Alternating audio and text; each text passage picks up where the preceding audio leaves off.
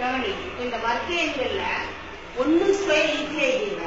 1, 2 square 4, 3 square 9, 4 ஸ்கொயர்னா 4 16, 5 ஸ்கொயர்னா 5 25, 6 ஸ்கொயர்னா 6 36, 7 ஸ்கொயர்னா 7 49, 8 ஸ்கொயர்னா 8 64, 9 ஸ்கொயர்னா 9 81, 10 ஸ்கொயர்னா 10 100. இதை எழுதிடுங்க. இப்ப இந்த 11 ஸ்கொயர்ல இருந்து நம்ம எப்படி ஈஸியா எழுதலாம் அப்படின்றத பாருங்க. கவனி, 11 ஸ்கொயர்னா என்ன அர்த்தம்? 11 பெருக்கல் 11. ஏற்கனவே சொல்லியிருக்கேன். இந்த 1ஆம் ஸ்தானம் இருக்குல்ல, 1ஐயும் கூட்டினா 1ஐயும் பெருக்கினா என்னது 1.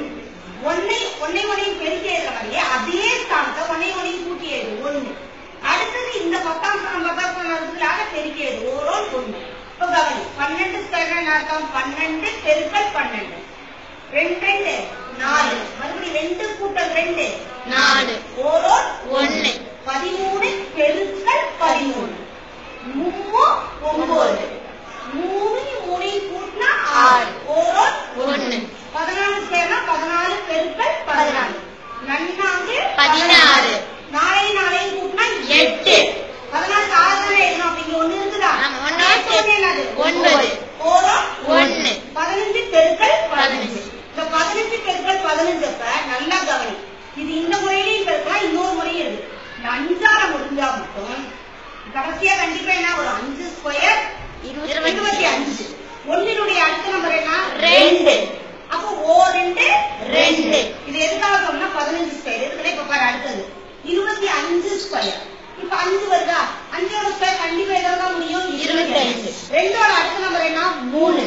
2 6. 5க்கு மட்டும் அந்த முறையை பயன்படுத்தலாம். உங்க எல்லா நம்பருக்கும் போடலாம். இல்ல இதே முறையை நீ பயன்படுத்துறதுனால பயன்படுத்திக்கோ, ஒன்றும் தப்பு கிடையாது. பாரு 5 25 மிச்சம் 2 5 கூட்டினா 10 12 12 மிச்சம் 1 2. அதே மாதிரி 6 16 பெருக்கல் 16 6 36 மிச்சம் 3 6 கூட்டினா 12 12 3 15 1 கூட்டினா 2.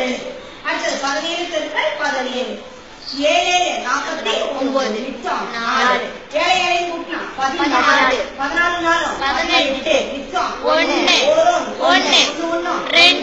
18 ஸ்கொயர் 18 பெருக்கல் 18 8 64 மிச்சம் 6 8 கூட்டினா 16 16 32 22 மிச்சம் 2 1 2 3 19 ஸ்கொயர் என்னது 19 பெருக்கல் 19 9 89 மிச்சம் 8 9 கூட்டினா 18 8 கூட்டணும்னா 26 மிச்சம் 2 1 2 3 20 பெருக்கல் 20 நமக்கு 40 ரைட்டா 400